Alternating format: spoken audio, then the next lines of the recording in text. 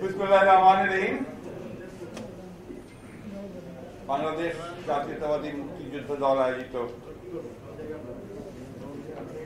স্বাধীনতার মহান ঘোষক শহীদ প্রেসিডেন্ট জিয়াউর রহমানের বীরুত্তমের 40তম শাহাদাত বার্ষিকী এবং গণতন্ত্রের আপসী নেত্রী, গণতন্ত্রের মাতা দেশনেত্রী বেগম খালেদা জিয়ার মুক্তি বিষয়ে আজকের এই আলোচনা সভার সম্মানিত এবং বিপ্লবী সভাপতি জনাব উলফাত,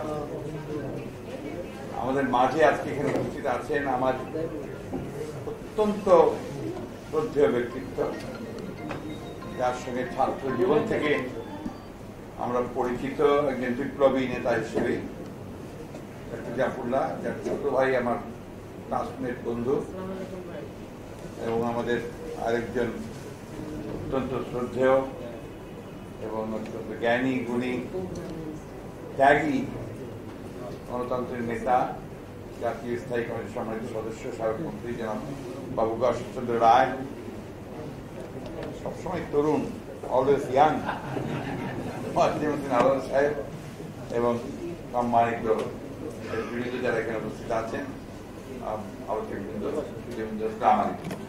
এখন আর বক্তব্যের খুব একটা অবকাশ নেই, কারণ এখানে আমাদের যে বক্তারা কথা বলেছেন, কথা বলেছেন, দীর্ঘ আলোচনা করেছেন, প্রায় সব বিষয়গুলি তারা এবং জাতিসত্তা সৃষ্টির ব্যাপারে তিনি মূল ভূমিকাটা পালন করেছেন।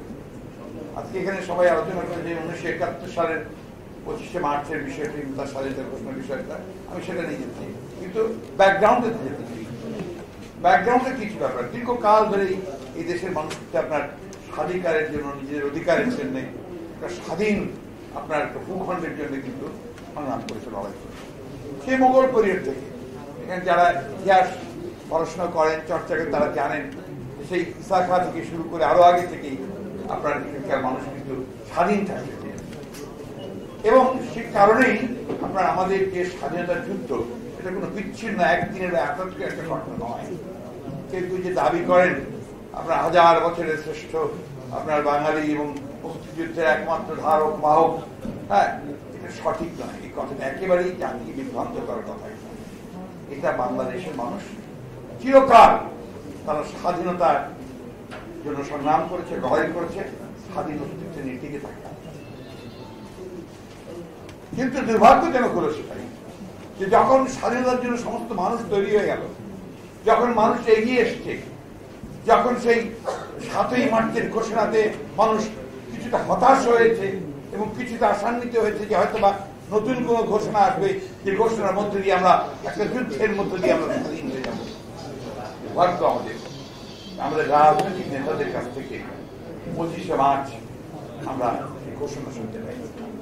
ঘোষণা শুনতে পেলাম কোথায়, কার কাছ থেকে? সেই কালুরঘাট বেতার কেন্দ্র থেকে যে অখ্যাতম যোদ্ধাকে কেউ চিন্তনা করে দিন, তার কণ্ঠ থেকে উচ্চারিত হলো যে উই রিভল্ট, আমরা যুদ্ধ ঘোষণা করছি, স্বাধীনতার যুদ্ধ ঘোষণা করছি। আমি তখন আমি ব্যক্তিগতভাবে আমি তখন আমার যে বাড়ি যেখানে ঠাকুরগাঁয়, আমরা ওই সময় আপনার তার আগে মুহূর্তে এই আন্দোলন, পতাকা নামানো পাকিস্তানের, আপনার ইপিআর বলতে পাকিস্তান রাইফেলস, তার ক্যাম্প ঘেরাও করা, সেখানে আপনার গোলাগুলি, কারফিউ, ওর মধ্যে আমরা কারফিউ হওয়ার পরে যখন আমরা ওই সময় তিন কর্তব্য বিমূঢ় হয়ে আছি, সেই সময় যখন আমরা এই কথা শুনেছি, আমরা ঘরে বসেই লাফিয়ে বেড়ে, আমাদের কাছে কোনো বন্দুক ছিল না, আমরা যা হাতে পেয়েছি, আপনার কেউ বললাম তোরা এসব নিতে দেখছে রাস্তায়, এটি সত্য কথা বলছি, এটা ঘটেছে। একই সঙ্গে ইপিআর থেকে বেরিয়ে এসছে বাঙালি যারা যোদ্ধা, তারা বাঙালি সৈনিকেরা, এমনকি পুলিশের কিছু লোকজন তারা বেরিয়ে এসছে, তাদেরকে সঙ্গে করেই আমরা কিন্তু শুরু করেছি। এবং 14ই এপ্রিল পর্যন্ত আমরা আমাদের ঠাকুরগাঁও, দিনাজপুর ওই অঞ্চলটাকে আমরা মুক্ত রেখেছিলাম। এবং 14 এপ্রিলের পর পাকিস্তান সেনাবাহিনী যখন আপনার আক্রমণ করেছে, মাত্র পরে আস্তে কিছু হতে আমরা তখন সরে গেছি। এবং সত্য কথা, তারও আগে থেকেই কিন্তু আওয়ামী লীগের নেতৃবৃন্দ যারা তার নেতৃত্ব করছিলেন, তারা কিন্তু ভারত চলে গেছে, সেটাই সত্য কথা। যে কথাটা সবাই বলেছে, আমি রিপিট করতে চাই না। আমি যে কথাটা বলতে চাচ্ছি, শহীদ জিয়া ওই সময়ের মধ্যে একটা অখ্যাত মেজর হয়ে, অচেনা মানুষ হয়ে জাতিকে তাদের যে আশা আকাঙ্ক্ষা, তাদের যে স্বপ্ন, সেটাকে বাস্তবিত করার জন্য ডাক দিয়েছে। ডাক দেননি, যুদ্ধ করেছে। এটা একটা পার্ট। আরেকটা পার্ট কি, যে ওই 72 থেকে 75 সাল পর্যন্ত যে আওয়ামী লীগকে মানুষ বিশ্বাস করে ভোট দিয়েছিল, যে আওয়ামী লীগকে মানুষ ভেবেছিল যে তারা তাদের পরিবর্তন আনবে, ত্রাণকর্তা হিসেবে কাজ করবে, জাতির সমস্ত কিছু বদলে দেবে, সেই আওয়ামী লীগ জনগণের সঙ্গে এই বাংলাদেশি মানুষের সঙ্গে চরম বিশ্বাসঘাতকতা থেকে 75 তারা পুরোপুরি ভাবে একটা দুঃশাসনের মধ্যে দিয়ে একদিকে আপনার তাদের ক্ষমতাকে ধরে রাখার জন্য তারা রক্ষী বাহিনী তৈরি করেছে, আরেকদিকে আপনার এটা অনেকে সবাই জানি আমরা বাচ্চাদের জন্য রেড ক্রসের যে দুধ, শিশুর দুধ, সেটা পর্যন্ত লুট করেছে। এবং মৌলানা আব্দুল হামিদ খান ভাসানী দুঃখের সঙ্গে বললেন যে আমাদের এই নামটা পরিবর্তন করতে হবে, এটা নাম রাখতে হবে নিখিল বাংলাদেশ লুটপাট সমিতি। হাসির কথা না, আপনার ওই সময় পত্র পত্রিকাগুলো খুঁজে দেখবেন, এমনকি বিদেশি পত্রিকাগুলো যদি যান, একটা বই আছে আপনার glimpses from the world press, এই বইটা দেখবেন যে তখন ওই যে আপনার ইউরোপের যে পত্রিকা, আমেরিকার যে পত্রিকা, ভারতের যে পত্রিকাগুলো, সেইখানে কি বলছে যে বাংলাদেশের মানুষের স্বপ্ন সেটা ভেঙে চুরমার হয়ে গেছে, একটা লুটেরা সরকার লুট করে নিচ্ছে, দুর্ভিক্ষ হয়েছে। আমরা ভুলে গেছি এটা, আমরা ভুলিনি যারা আপনারা বয়স্ক মানুষ, যারা যুদ্ধের সঙ্গে জড়িত ছিলাম, আমরা এটা ভুলতে পারিনি। প্রায় 1 লক্ষের উপরে মানুষ তারা না খেতে পেয়ে তারা মারা গেছে। এই রাস্তার উপরে পড়ে থাকতো লাশ, ফুটপাতে লাশ পড়ে থাকতো। কুড়িগ্রামের সেই বাসন্তী, সে লজ্জা নিবারের জন্য এক টুকরো কাপড় পায়নি, সে মাথা জাল দিয়েছে আপনার আমাদের কথা ইত্তেফাকে বিরাট করে চুরি চাপা হয়েছে ওই সময়। আজকে যখন তারা এই কথা বলে, দেখবেন খুব সযত্নে 72 থেকে 75 তারা অ্যাভয়েড করবে, উত্তর দেয় না, কোনো কথাই ওগুলোর মধ্যে নাই। মানে গণতন্ত্র হত্যা করেছে বিএনপি, গণতন্ত্রের হত্যা তো শুরু করেছে তোমরা 72 সাল থেকে। গণতন্ত্রের সবচেয়ে বড় হত্যা তোমরা করেছো, দাফন করেছো, কাফন পরিয়ে দাফন করেছো 1975 সালে তোমরা বাকশাল করেছো। সমস্ত রাজনৈতিক দলগুলিকে নিষিদ্ধ করে দিয়ে একদলের স্বাধীনতা বাকশাল প্রতিষ্ঠা করেছো, সব সংবাদপত্র বন্ধ করে দিয়েছো। এই যে আমাদের এখানে আজকে যারা আছেন ভাইরা, ইয়াং জেনারেশন, যারা জানেন না কি অবস্থায় গেছে, হকারের কাজ করেছে আমাদের সাংবাদিক ভাইরা, বার্তুল ক্যারামে কাপড় বিক্রি করেছে, সবজি বিক্রি করেছে, ফল বিক্রি করেছে, চাকরি নেই, সব পত্রিকা বন্ধ। ওইখানেই জিয়াউর রহমান দ্বিতীয়বার আবির্ভূত হলেন অনেকটা ত্রাণকর্তার মধ্যে, যে 75-এর রাজনৈতিক পট পরিবর্তনের পরে আবার যখন অন্ধকার, চতুর্দিকে দিশাহীন, তখন আবার সেই কণ্ঠ ভেসে আসলো। এবার আর মেজর নয়, হল major general Ziaur Rahman. And that was electrifying voice. মনের সমস্ত শরীরে আমাদের বিদ্যুৎ প্রবাহিত হয়ে গেল, একটা আবার আশা হলো আমরা দেখতে পেলাম। That's the truth. এবং সেই দিন আমরা আবার নতুন করে স্বপ্ন দেখতে শুরু করেছি। জিয়াউর রহমানের কৃতিত্বটা কোথায়, অবদানটা কোথায়?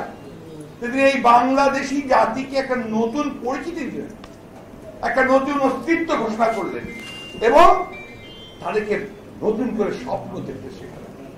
একটা বিভক্ত জাতি, একদিকে নাকি আপনার কোলাবোরেটর, আপনার হলিডেতে খুব বড় করে তখন একটা হেডলাইন লিখেছিল, মনে থাকার কথা আপনাদের, 6 crore collaborators। অর্থাৎ আওয়ামী লীগ এমন প্রচার চালাচ্ছিল, যারা ভারতে গেছে তারাই শুধুমাত্র দেশপ্রেমিক, তারাই মুক্তিযোদ্ধা, আর বাকি যারা ভেতরে ছিল সবাই হচ্ছে কোলাবোরেটর। ওই জন্য আপনার হেডলাইনটা ছিল এনায়েতুল্লাহ খান সাহেবের 6 crore collaborators। এটা হচ্ছে বাস্তবতা। সেই জাতি নতুন করে আশা দেখতে পেল, তারা দেখতে পেল যে না, আমাদের পথ আছে, আমাদের বেঁচে থাকার রাস্তা আছে, আমরা যে একটা আলাদা জাতি, একটা স্বতন্ত্র জাতি, আমরা এই ভূখণ্ডের লোকেরা, আমরা যে পশ্চিমবাংলা নই, ভারত নই, পাকিস্তান নই, আমরা বাংলাদেশি, এটা আমরা প্রমাণিত হয়ে, এটাই জিয়াউর রহমান দিয়েছিলেন। নতুন একটা শক্তি দিয়েছিলেন, নতুন পরিচিতি দিয়েছিলেন। দেখেন কি, আমি তো বলি এই মানুষকে আসলে আপনার একটা অলৌকিক মানুষ।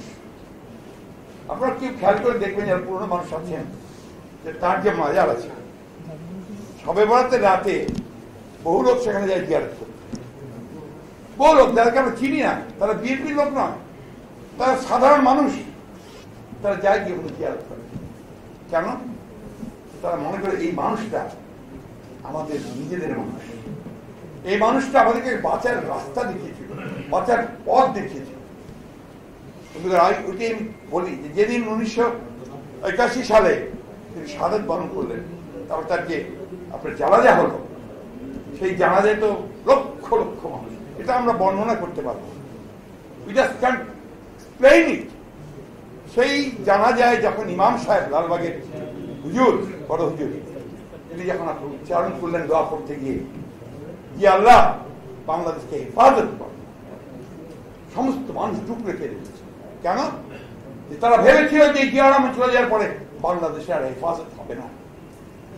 কি ওয়াজ আওয়ার লিডার যে বাংলাদেশকে হেফাজত করেছিল। টাইমস একটা আপনার ফিচার বেরিয়েছিল ওই সময়, একদম বড় একটা পেজ ফিচার। সেই টাইমসের সাংবাদিক বলছিলেন যে তিনি রিক্সায় করে যাচ্ছিলেন, রিক্সায় তিনি দেখলেন যে সামনের রিক্সায় তার উনি যে রিক্সা, সেই রিক্সায় কালো একটা পোস্টার জিয়া রহমান সাহেবের ছবি দেওয়া। তিনি জিজ্ঞেস করলেন, তুমি তোমার রিক্সা এটা লাগিয়েছো কেন? বলছে এই লোকটা বড় ভালো মানুষ ছিল, এই আমাদের নেতা ছিল, ইনি চলে গেলেন, এখন কি হবে আমরা জানি। বড় সৎ মানুষ ছিল, একটা থার্ড ওয়ার্ল্ড কান্ট্রির প্রেসিডেন্ট এত সৎ হতে পারে, এটা কেউ চিন্তাও করতে পারে না। দেখবেন তো রিয়ালিটি, এগুলো কিন্তু আপনার কোনো রূপকথার গল্প নয়, সত্য ঘটনা এগুলো। এখন মনে হবে যে আসলে রূপকথার গল্প নয়, না রূপকথা নয়, সত্য। আমরা জিয়া রহমানকে দেখি সেইভাবে। আপনি যদি তার একটা বই, যারা আছেন জিয়া রহমানের ভক্ত আছেন, বিএনপির ভক্ত আছেন, ম্যাডামের ভক্ত আছেন, তার একটা বই যে তার নিজের লেখা, আমার রাজনীতির আপনার রূপরেখা, এই বইটা সবাই পড়বেন, সবাই পড়বেন। এই যে আমাদের কতগুলো ভুল ভ্রান্ত ধারণা আছে জিয়া রহমান সম্পর্কে, সব চলে যাবে। তিনি জাতীয়তাবাদ সম্পর্কে তার পরিষ্কার ব্যাখ্যা দিয়েছেন, তিনি ধর্ম সম্পর্কে, কৃষ্টি সম্পর্কে, তিনি ঐতিহ্য সম্পর্কে, এবং এই জাতির কিভাবে বেড়ে উঠবে, কিভাবে একে আপনার তৈরি করা যাবে, একটা জাতি রাষ্ট্র গঠন করা যাবে, তার সমস্ত কিছু আমরা এগুলো পড়ি না, পড়ে জিয়া রহমানকে ভুল ব্যাখ্যাও করি অনেক সময়। এবং একটা আপনার 75 সালের যে পরিবর্তন, সেই পরিবর্তনকে ভিন্নভাবে ব্যাখ্যা করতে চাই। জিয়া রহমান সত্যিকার অর্থেই এই ভূখণ্ডকে নিয়ে সত্যিকার অর্থে একটা স্বাধীন বাংলাদেশ, একেবারে সম্পূর্ণ স্বতন্ত্র বাংলাদেশ জাতি গঠন করতে চেয়েছিলেন, সেটিতে একমাত্র লক্ষ্য ছিল, সেটাই আসলে সত্য। আমি বক্তব্য দীর্ঘ করবো না, এখানে অনেক কথা এসছে, বিশেষ করে আপনার আমাদের বর্তমান অবস্থা সম্পর্কে। আমি এটা সম্পর্কে খুব পরিষ্কার ব্যাখ্যা দিতে পারি। আমি সব কথা বলতেও পারবো না, কারণ জাফরুল্লাহ ভাই যেটা বলতে পারবেন আমি সেটা বলতে পারবো। কারণ জাফরুল্লাহ ভাই কোনো আমাদের রাজনৈতিক সংগঠনের কোনো সদস্য নন, কিন্তু তিনি জিয়া রহমান এবং খালেদা জিয়ার অত্যন্ত শুভাকাঙ্ক্ষী, এবং এই দেশের সত্যিকার অর্থে যদি দেশপ্রেমিক থাকে, সত্যিকার অর্থেই যদি আপনার ভালো মানুষকে থাকেন, মানুষকে ভালোবাসেন।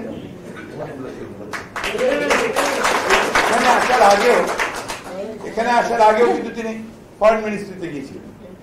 কেন গিয়েছিলেন জানেন? টিকা বিক্রি করার প্রস্তাব দিয়ে।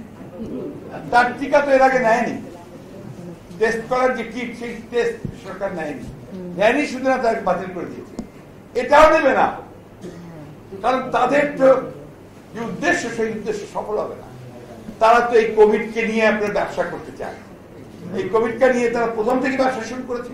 তাদের উপদেষ্টা সাহেবের কথায় অগ্রিম টাকা দিয়ে আপনার অ্যাস্ট্রাজেনেকার টিকা বহু টাকা দিয়ে প্রায় 700 কোটি টাকা, 700 কোটিকে 3 কোটি টিকা এনে এখন আপনার 1.5 কোটি টিকাও পায়। এটা তারা করছে, জেনে শুনে করছে। এবং দেখুন কিরকম, ওই যে বলেছেন যে কিছু জন্তু আছে আপনার পানি খায়, ঘোলা করে খায়, ঘোলা করে খায়। চীন যখন এসে বললো যে আমার সঙ্গে চুক্তি করো, তারা করলো না। রাশিয়া এসে বললো যে আমি দেব, চুক্তি করো, করলো না। এখন চীনের রাশিয়ার কাছে গিয়ে ধর্ণা দিচ্ছে, বলছে মিথ্যা কথা বলেন কেন? চীন বলছে আপনাদের সাথে কোনো চুক্তি হয়নি। কি বলবেন? তারপর যদি তাদের কথা শোনেন, এক একজন এক এক সময় বিভিন্নভাবে কথা বলছে, বিশেষ করে তাদের সাধারণ সম্পাদক যে চমৎকার সুবেশী হয়ে এবং চমৎকার পরিবেশে তিনি যে সুন্দর সুন্দর কথা বলেন, নিঃসন্দেহে আমাদেরকে অত্যন্ত আপনার আকৃষ্ট করেন। কিন্তু কথাগুলোর অবস্থা এরকম যেটা কেউ আপনার বিশ্বাস করতে চায় না, যেটা আল্লাহ বলেছে। আমার কথা সেই জায়গা, আমার কথা ভিন্ন জায়গা। দেশনেত্রী বেগম খালেদা জিয়া আমাদের অনুপ্রেরণা। তিনি সফল হয়েছেন এই দেশ থেকে স্বৈরাচারকে বিতাড়িত করে গণতন্ত্রকে ফিরিয়ে আনতে। এটা তার সফলতা আছে, সাফল্য আছে। সেই জন্যই এই সরকার জানে যে বেগম জিয়া হচ্ছেন সেই ব্যাবিলনের বংশীবাদক, যিনি বাইরে বেরোলেই যে বাঁশি বাজাতে শুরু করবেন লক্ষ লক্ষ মানুষ বেরিয়ে আসবে। এই জন্য তাকে তারা মিথ্যা মামলা দিয়ে সম্পূর্ণ মিথ্যা মামলা দিয়ে। কেন? হাজার হাজার কোটি টাকা তোমরা পাচার করে দিচ্ছ। আরে স্বাস্থ্য বিভাগের একজন ড্রাইভার 300 কোটি না 400 কোটি টাকা পাচার করেছে, চুরি করেছে। আপনি দেখেছেন সবাই। হ্যাঁ, মন্ত্রীর সঙ্গে আপনার রিজেন্ট হাসপাতাল না, রিজেন্ট হাসপাতাল চুক্তি হলো, ছবি আছে, মন্ত্রীর কিছু হলো না, মাঝখান থেকে এখনো বোধহয় জেলে আছে, এখনো জেলে আছে। এই যে বৈপরীত্য, এই যে আপনার কন্ট্রাডিকশন, এই যে ডাবল স্ট্যান্ডার্ড, এটা আওয়ামী লীগের চরিত্র। আওয়ামী লীগ মুখে বলে এক কথা, কাজ করবে কোনদিন গণতন্ত্রে বিশ্বাস করে নাই। যখন তারা অপোজিশনে থাকে তখন গণতন্ত্রের কথা বলে, যেই সরকারে যায় গণতন্ত্রের একেবারে দাপন করে দেয়, কবর। আজকের না দেখুন, আপনি দেখেন 72 থেকে 75 একই ঘটনা করেছে সেম। আবার আজকে এই 14 বছর ধরে এই দেশের মানুষকে একেবারে দানবের মতো দোলে পিষে শেষ করে দিচ্ছে।